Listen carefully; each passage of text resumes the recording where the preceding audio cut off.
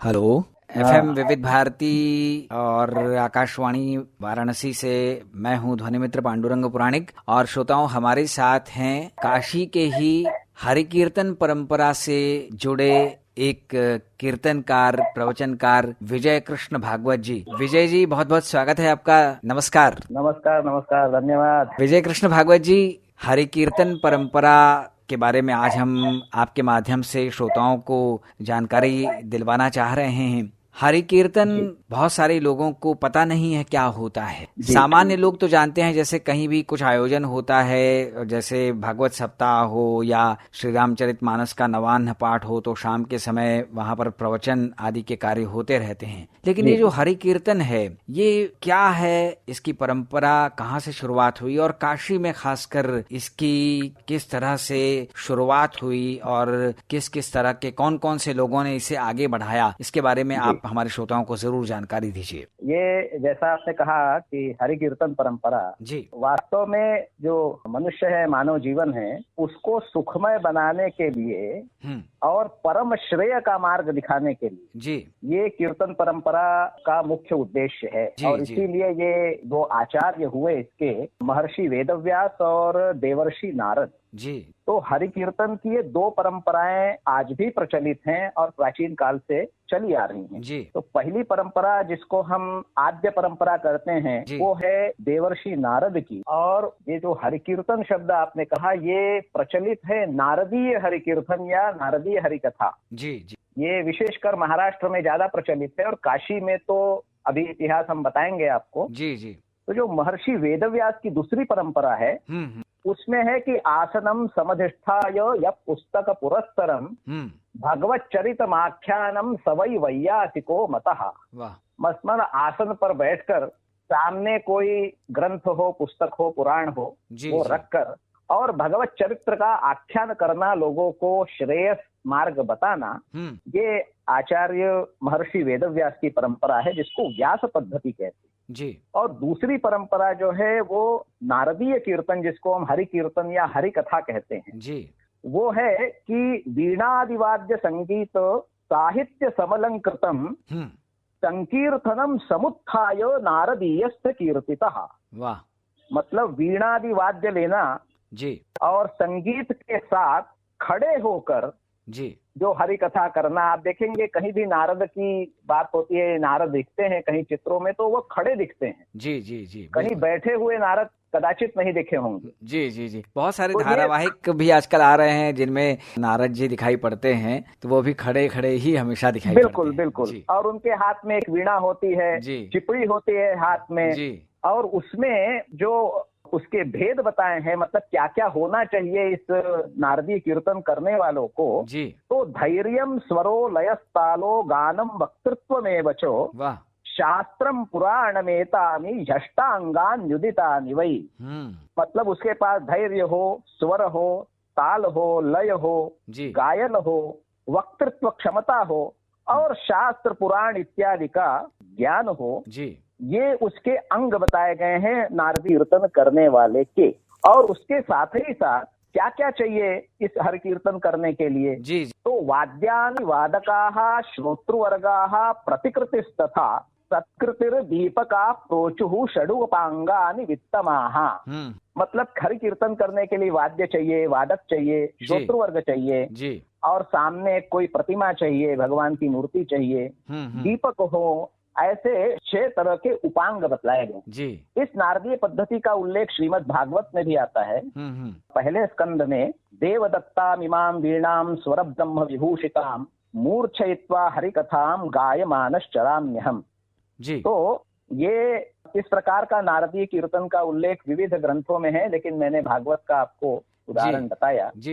अब ये जो नारदीय कीर्तन के मैंने बताया कि इसमें कैसे होता है और क्या क्या होना चाहिए। जहाँ तक काशी की बात है, काशी में जो कीर्तन परंपरा इतिहास के रूप में जो ज्ञात है, ये नारदी आचार्य परंपरा जो वेदव्यास की परंपरा है, तो वो तो हजारों साल से चल रही है। बिल्कुल। लेकिन नारदी परंपरा जो महाराष्ट्र से ही संबंधित है ज्यादातर, क्योंकि आज अगर आप देखेंगे तो ज्यादातर इसका प्रसार प्रचार और कार्यक्रम ये महाराष्ट्र में ज्यादा होते हैं, परंतु यहाँ की भी, काशी की भी एक बहुत समृद्ध परंपरा है नारदीय कीर्तन की। और ये परंपरा अगर आप थोड़ा सा इतिहास हम देखेंगे तो 19वीं शताब्दी 1863 या कुछ ऐसे 64 की बात है कि गंगा महल और 1873 में श्री राम तारक मठ जो आज भी विद्यमान है हमारे काशी में, तो एक गोविंद बुआ होशिंग करके थे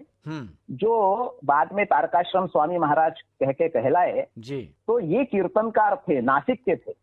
और ये इनके पिता श्री गोविंद जी इनको वाराणसी में ले आए, गोविंद जी को। उस समय इनकी मात्र 15 वर्ष की आयु थी और इन्होंने हरि बाबा शास्त्री के पास इनका अध्ययन चालू हुआ था।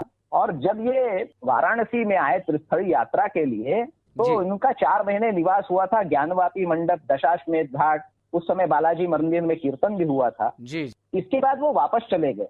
लेकिन गोविंद बुआ को सिंधिया जो स्टेट है उस समय उन्होंने अपने गुरु के रूप में इनको माना और इनको गोविंद बुआ नाशिककर जिनको कहते हैं उनको फिर वाराणसी ले आए। और उस समय इनको दक्षिणा के रूप में जो भी गुरुजी ने या फिर सिंधिया स्टेट ने दिया धनराशि, उससे 1864 में गंगा महल और 1873 में श्री राम तारक मठ इसका निर्माण कराया। और उनके उपास्य थे राधा कृष्ण, इनको वहां स्थापित किया विग्रह।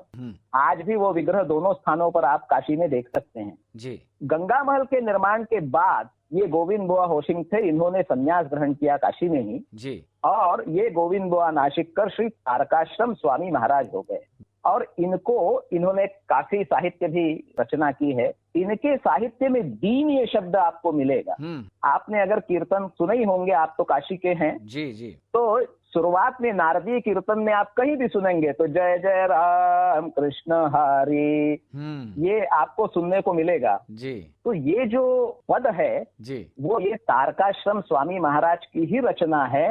और उसमें अंत में दीन ये शब्द आया है। और भारतवर्ष के सभी प्रांतों में, महाराष्ट्र में विशेषकर ये कीर्तन होता है। सबसे पहले इसी पद का गायन होता है शुरुआत में। तो ये विचार करिए कि काशी की परंपरा कितनी महत्वपूर्ण है। बिल्कुल, कि काशी के ही उन तारकाश्रम स्वामी महाराज का रचित ये पद्य आज भी गाया जाता है सर्वप्रथम।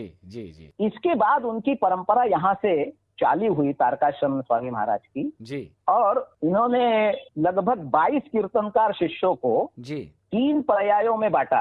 ये 22 हमको पता है, हो सकता है इससे ज्यादा भी हो, परंतु ये 150-200 साल का जो इतिहास हमने देखा है, पढ़ा है, उसमें एक थे अन्या बाबोआ दशपुत्र, वेदांत सिंह, काशीनाथ बाबा मसूरकर और विष्णु बुआ पिंगले। ये प्रथम पर्याय के थे। और तीसरे पर्याय में थे गोविंद बुआ कानिटकर, विष्णु बुआ ललित और सीताराम बुआ निमकर। ये रामदासी थे। और तारकाश्रम जी के पूर्वाश्रम के जो मित्र, मतलब गोविंद बुआ के मित्र बालकृष्ण बुआ चांदवड़कर थे।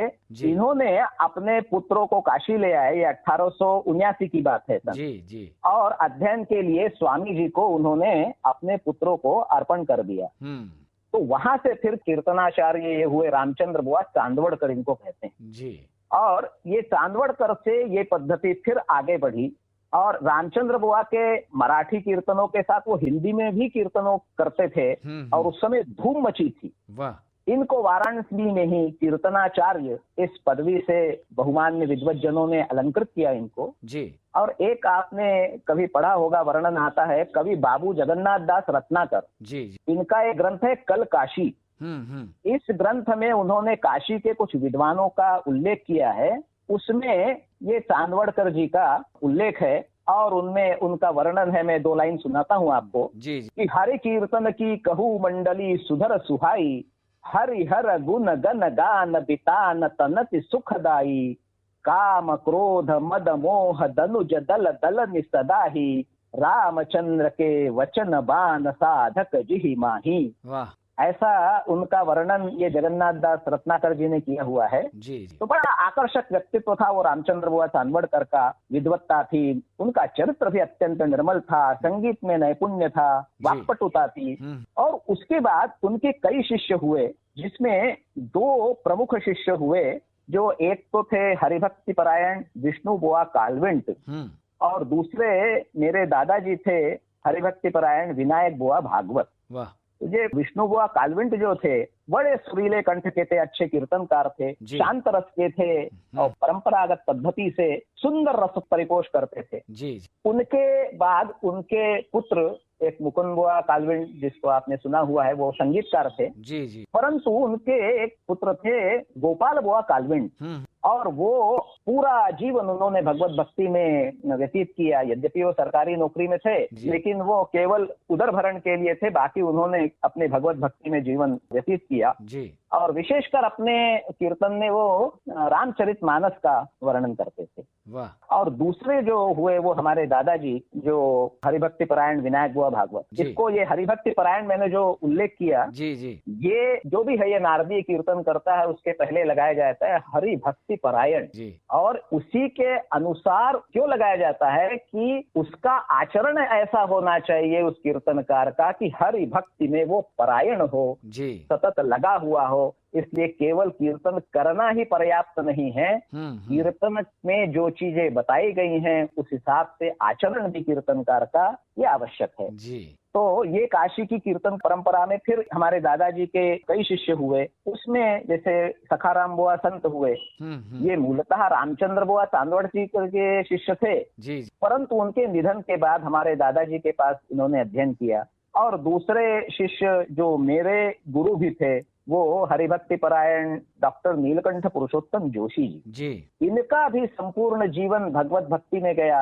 बहुत बड़े विद्वान थे और ये शासकीय सेवा में भी उच्च पद पर थे जी। और इनकी विशेषता ये थी कि इन्होंने गुरुजी के सिखाए हुए तो जो इनके आख्यान और पद वगैरह थे ही जी, इन्होंने भी बहुत सी रचना की और बहुत विद्वत्ता थी। और इन्होंने कभी भी हरि कीर्तन करने की कोई विदागी नहीं ली, कोई दक्षिणा नहीं ली, निस्वार्थ भाव से हरि कीर्तन किया करते थे। वाह। और उनसे फिर हम लोगों को ये कीर्तन की शिक्षा मिली जी। हमारे बड़े भाई रामचंद्र भागवत भी कीर्तन करते हैं। शुरुआत मैंने उन्हीं से थोड़ी कीर्तन सीखा और उसके बाद हमने डॉक्टर नीलकंठ पुरुषोत्तम जोशी जी से ये हरि कीर्तन की पद्धति उनसे प्राप्त की, जो मिल सका हमको, उसकी हम कीर्तन सेवा करते हैं। और ये हमारी इच्छा है कि काशी की कीर्तन परंपरा जीवित रहे, इसलिए मैंने अपनी पुत्री को भी पिछले 3-4 वर्षों से कीर्तन करना सिखाया है जी। और वो भी भक्ति भाव से कीर्तन कर रही है। वंदिता भागवत काशी में भी उसने कीर्तन किए हैं, 4-5 कीर्तन उसके हुए हैं जी।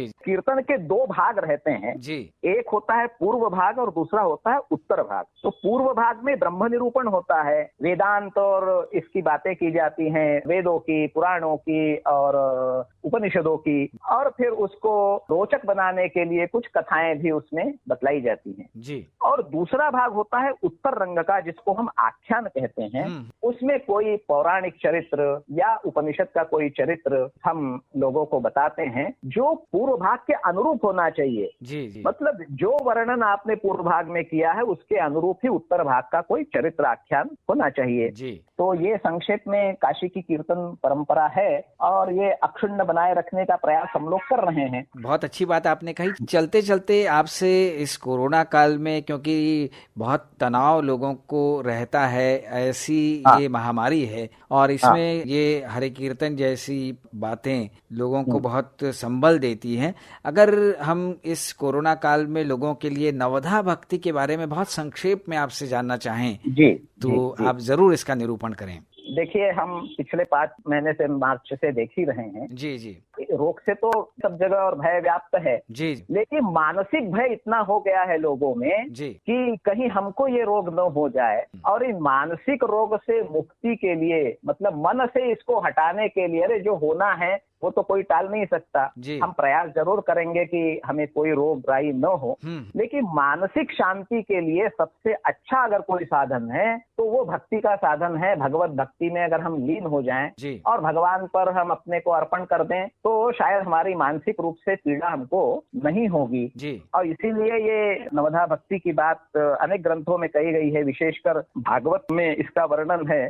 श्रवणम कीर्तनम विष्णु स्मरणम पाद सेवनम अर्चनम वंदनम दास्यम सख्यम आत्मनिवेदनम इति पुंसार्पिता विष्णु भक्तिश्चे नवलक्षणा क्रियते भगवत्यद्धा तमन्ये धीतमुत्तमम। वाह। मतलब भगवान की गुणलीला का, नाम आदि का श्रवण कीर्तन, उनके नाम का स्मरण, उनके रूप का स्मरण, उनके चरणों की पूजा अर्चना वंदना, भगवान की दास्यता सख्यता जैसे अर्जुन और सुदामा इत्यादि ने की, और आत्मसमर्पण जैसे राजा बलि ने किया। तो प्रत्येक भक्ति के भी एक एक आचार्य कहे गए हैं, जैसे श्री कृष्ण श्रवणे परीक्षितभूत वैयासके कीर्तने, प्रह्लाद स्मरणे तदंग्रि भजने, लक्ष्मी पृथुक पूजने, अक्रूरस्वभिवंदने, कपिपतिर्दास्ये च सख्येर्जुनो, सर्वस्यात्म निवेदने बलिरभु कृष्णाप्तिरेषाम परम। तो नवविधा भक्ति के ये जो नव आचार्य हैं वो है श्रवण भक्ति के परीक्षित, कीर्तन के शुकाचार्य, स्मरण भक्ति के प्रह्लाद, पाद सेवन भक्ति के लिए लक्ष्मी, और वंदन भक्ति के लिए अक्रूर, दास्य भक्ति के लिए लक्ष्मण और कुब्जा नारी, सख्य भक्ति के लिए अर्जुन, और आत्मनिवेदन भक्ति के लिए बलि जी। वैसे ही अगर मैं एक और बता दूं आपको, स्त्रियां भी हुई है ये नवविधा भक्ति में जी। श्रवण के लिए पार्वती, कीर्तन के लिए सरस्वती, स्मरण के लिए द्रौपदी, पाद सेवन के लिए लक्ष्मी, अर्चन के लिए शबरी, वंदन के लिए अहिल्या, दास्य भक्ति के लिए कुब्जा, सख्य भक्ति के लिए राधा, और आत्मनिवेदन के लिए रुक्मिणी। और मानवेतर भी भक्त हुए हैं, श्रवण भक्ति के गरुड़, कीर्तन के काकभूषुंडी, स्मरण के जटायु, पाद सेवन के लिए पृथ्वी जिसको गौ रूप में है, अर्चन के लिए गजेंद्र, वंदन के लिए कालिया, दास्य भक्ति के लिए मारुति, सख्य के लिए सुग्रीव, और आत्मनिवेदन के लिए शेष। तो ये नवविधा भक्ति के अनेक अनेक वर्णन आए हुए हैं। इन भक्ति को अगर हम आधार मान के भगवान की सेवा करते हैं, भगवत भक्ति करते हैं, तो निश्चित रूप से इस कोरोना काल में हमको मानसिक शांति भी मिलेगी। और भगवान पर अगर आप भरोसा करेंगे तो जितने भी इस प्रकार के छद्म वेश में आने वाले जीवाणु और विषाणु हैं, उनका हमको कोई बाधा नहीं होगी, या बाधा से दूर कर सकते हैं ईश्वर की कृपा होगी तो। जो राम रक्षा में भी वर्णन आता है, पाताल भूतल व्योम चारण छद्मचारिणः न द्रष्टुमपि शक्तास्ते रक्षितम् राम नामभिः। तो ऐसा वर्णन हर जगह है, विश्वास की बात है और विश्वास करना चाहिए जी। हम लोग काशी के हैं और भगवत संप्रदाय के हैं जी, और काशी में सभी लोग धार्मिक लोग हैं जी, भगवान पर और भगवत भक्ति पर विश्वास करने वाले लोग हैं। तो काशी के लिए तो ये विशेष महत्व की बात है। और आपके लिए मैं विशेष कहूँ कि पांडुरंगी आपका नाम पांडुरंग है, और ये जो नारदीय कीर्तन की परंपरा है उसमें विशेषकर रुक्मिणी और पांडुरंग, विट्ठल और रुक्मिणी, इनका ही महाराष्ट्र में नामदेव जी से जो वारकरी कीर्तन की परंपरा है, यही नारदीय का ही एक रूप है वारकरी परंपरा। उसमें पांडुरंग की ही भक्ति की गई है। और विशेषकर काशी के लिए ये विशेष है कि काशी में जो 11वीं सदी से सुनाई देते हैं कि महाराष्ट्रीय परिवार रहते थे, उसमें 2 परिवार महत्वपूर्ण हैं, एक धर्माधिकारी और दूसरे पुराणिक। तो आप पुराणिक हैं, आप काशी के महाराष्ट्रीय परंपरा में पहले से ही निवास करने वाले हैं, तो आपको भक्ति संप्रदाय का विशेष महत्व है। बहुत ही अच्छा लगा, और नारदीय हरि कीर्तन परंपरा के बारे में बड़े विस्तार से जानकारी हमारे श्रोताओं तक पहुंची है, और काशी में इसकी क्या परंपरा रही है ये भी आपने बहुत ही अच्छी तरह से बताया श्रोताओं को। अपने श्रोताओं को ये बताना भी चाहेंगे कि काशी के ही वर्तमान में लखनऊ में निवास कर रहे और शासकीय सेवा में उच्च पद को सुशोभित कर चुके विजय कृष्ण भागवत जी हमारे साथ थे। तो हम आकाशवाणी वाराणसी और FM विविध भारती वाराणसी की ओर से आपको बहुत बहुत धन्यवाद दे रहे हैं। अब अपनी बातचीत को हम विराम देते हैं। ध्वनि मित्र पांडुरंग पुराणिक को अनुमति दीजिए। नमस्कार।